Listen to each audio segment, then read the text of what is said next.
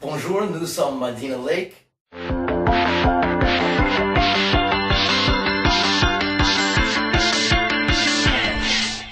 Matthew and I, Matthew's not here right now, but Matthew and I live in Chicago. We're playing in a band in Chicago, and these guys were playing in a band in New Jersey, and our manager at the time picked them up and suggested they move to Chicago. So they moved to Chicago, and we were kind of competing bands in Chicago, and started hanging out and realized that we had everything in common, and they had what we needed and we had what they needed, and we should just break up both the bands, fire the manager because he was kind of a douche, and start a brand new band, and that's what we did.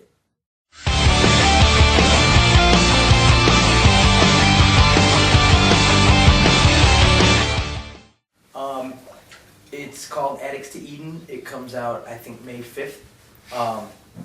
We're super excited about it. Making it was kind of a grueling process. We had a really hardcore producer, which his name is David Bendith. He ended up being one of the best things I think that ever happened to us, even though going through it was kind of a nightmare.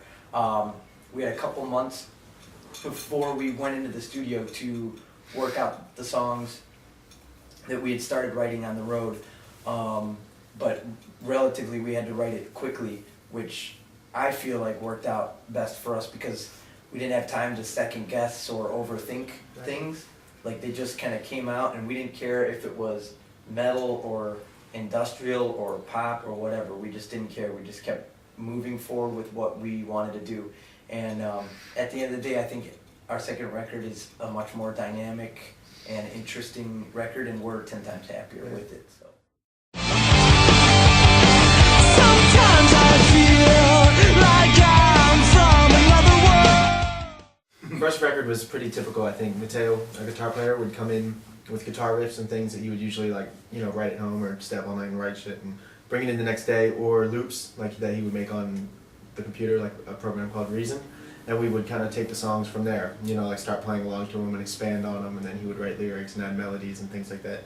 On the second record, some of the songs were created that way, but we also had a much shorter amount of time, so we experimented with a lot of different things, like just hanging microphones up in our rehearsal studio and just kind of playing drums or playing bass, or him writing melody lines and lyrics which inspire music, and we kind of drew from a bunch of different angles. So it allowed us, I think, to be more creative in a shorter amount of time, and it also gave all the songs, I think, a more different sound within the record versus having every song come about the same way like the first one did.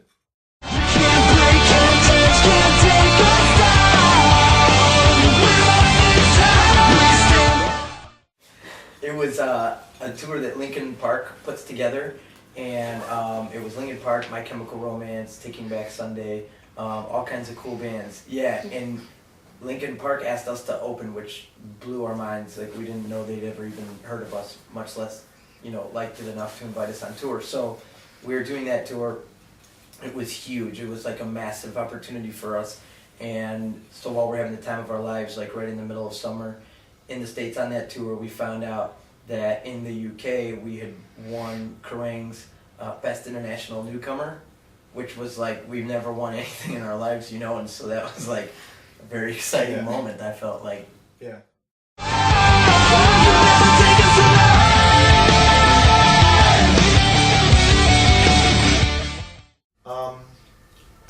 I don't know. I think we probably have a couple different ones. Mine personally is about 3 weeks of the last tour that we did in Canada in January in 2009.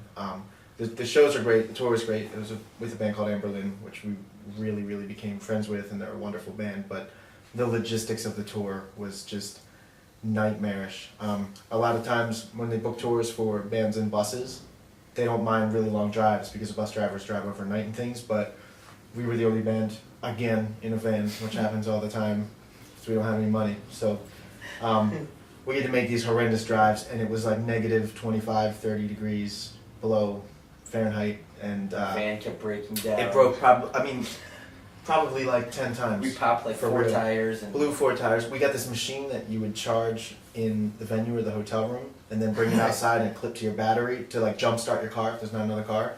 and we had to use it every time we turned our van on. So we'd turn the van on, get to the place, bring it inside, charge it, come back out so we could use it again. And we got stuck for a few hours in the middle of nowhere and had to call tow trucks. And Matthew got deathly ill, and we had to cancel shows, which we hate doing because we had van problems. So it was like every day was like... It was terrible now that I think of it. It was crazy. Awful.